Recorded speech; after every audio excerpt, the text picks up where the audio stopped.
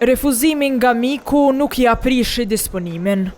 Vetë Lumir Abdigjiku, që sipas kryeministrit në detyrë Albin Kurti që vendosi ta quaj vetë kështu, nuk veproi mirë që nuk e pranoi ofertën e këtij për bashkëqeverisje. Pasi për të e kishte menduar edhe pozitën që do i shkonte.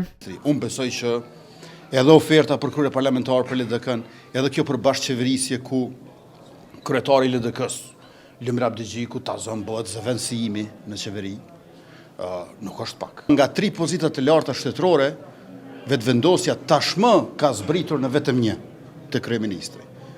Presidenti konsensual, kryeparlamentari LDK-ja.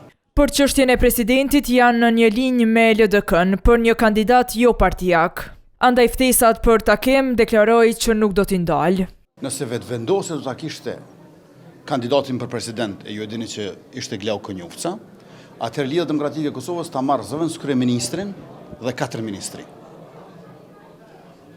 Ndërkaq, nëse kandidati për president është konsensual, ta marrë zëvendës kryeministrin dhe 3 ministri, sepse vendosja po heq dorë për presidentit.